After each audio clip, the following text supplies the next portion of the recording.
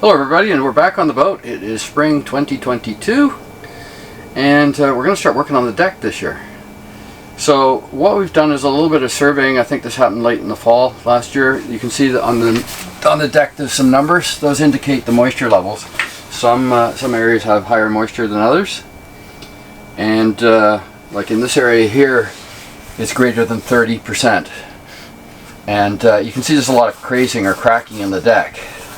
Now, we have discovered that this is actually a coat of some kind of rubberized paint.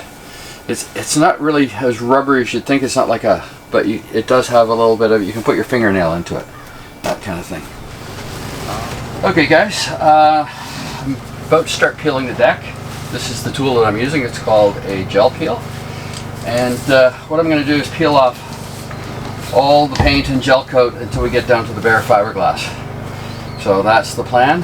I'm going to have the vacuum running and the tool, so there won't be much audio on this. I'll probably kind of mute the audio, but just to give you an idea of what I'm doing. I did some of this on the other side that you can't really see right now, just a small section like this. Just to give me an idea how this tool is going to work. So what I did is I ended up taking, I'd say about 90% of the gel coat and paint off. There was some left, and I had to take the grinder and peel the rest of that off. So that'll be the plan again on this side and moving towards the stern of the boat. What I did discover is some, now I'm not sure right now if it's cracking or what was done is this some where the cracks were grooved out with a tool by the previous owner and filled with some compound.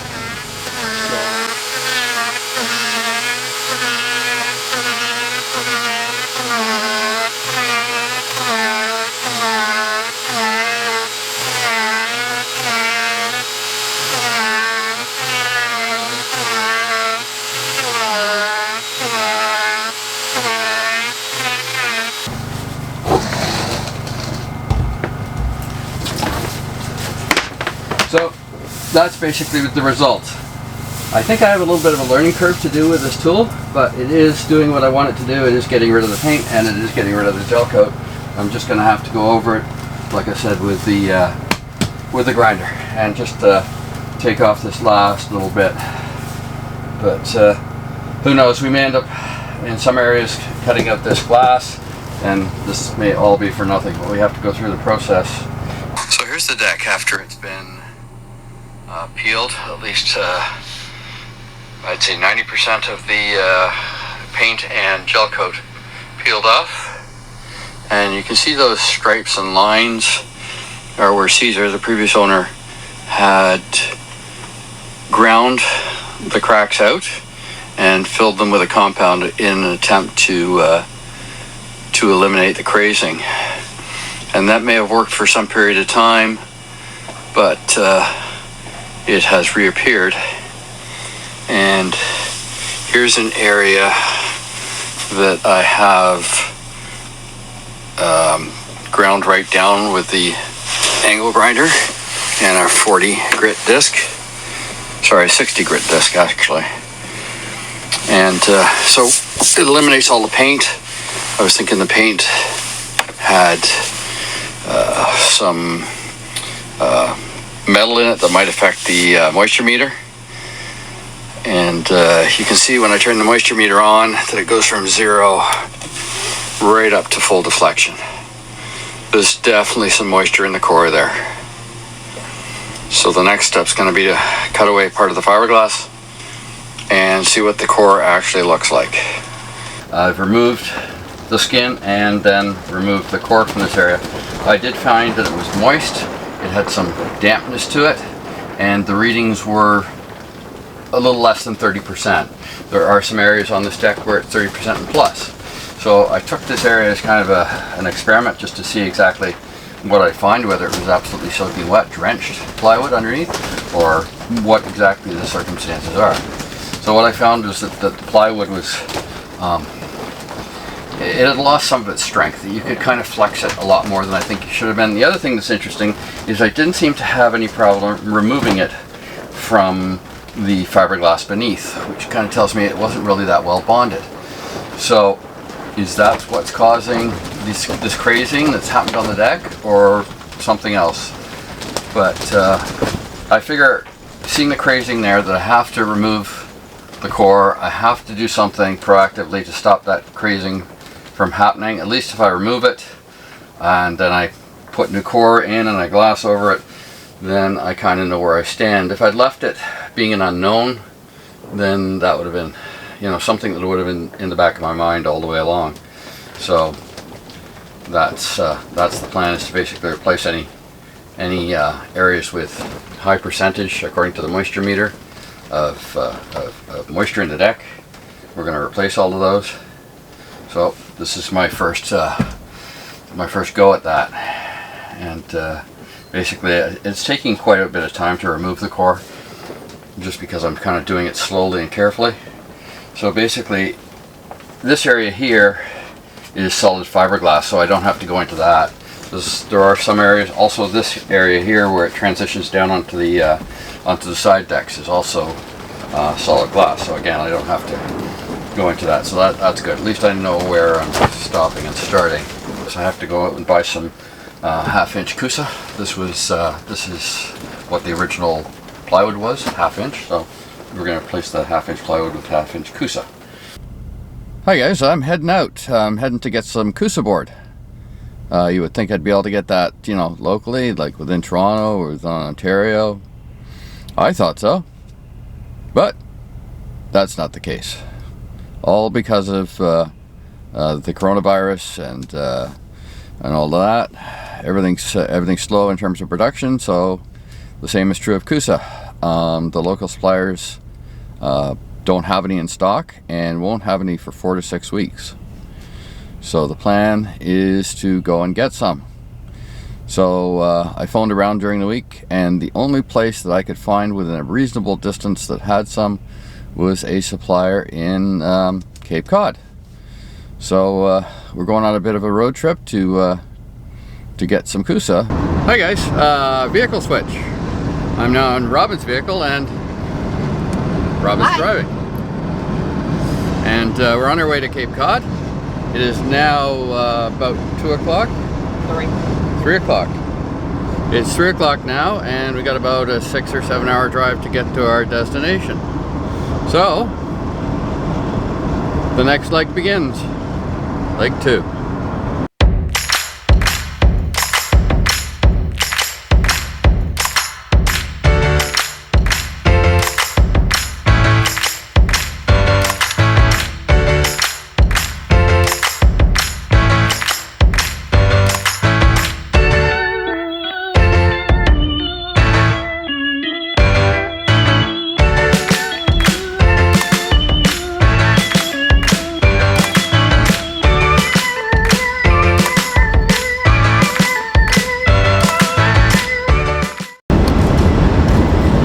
So the journey continues, guys, and if you're traveling with us, every once in a while, well, more often than you would think, this happens. I gotta pee. Which means we gotta stop.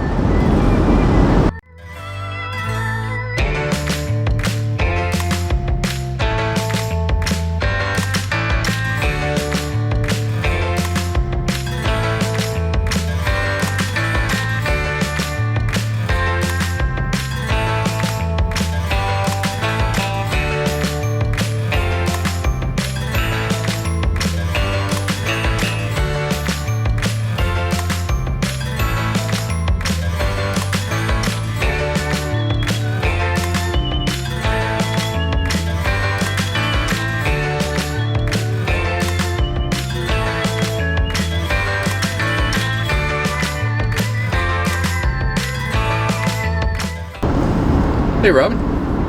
Yes. It's the next day and we've just picked up our Coosa, right? Yes, 3 sheets.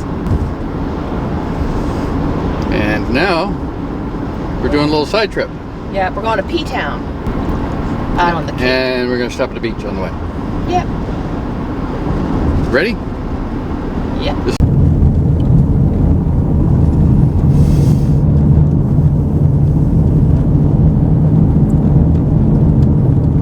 little voice over there, Robin? Visitor center. Next right. I feel like I'm driving through the forest to go to grandmother's house or something.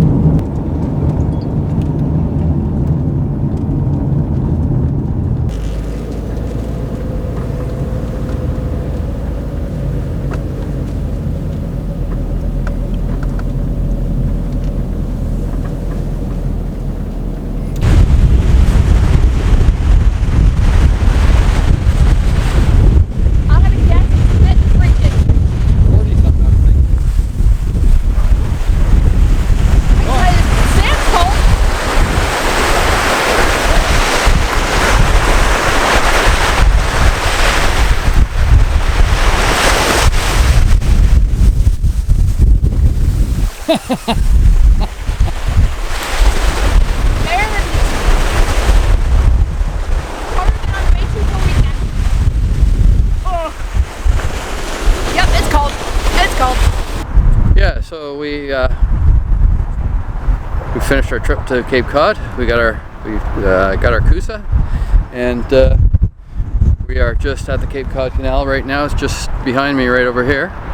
And Robin's, if Robin comes over here, you can see her too. Just had to stop and smell the flowers. Oh, it smells so good! So, we're heading back to Robin's now. And someday, this body of water here behind me,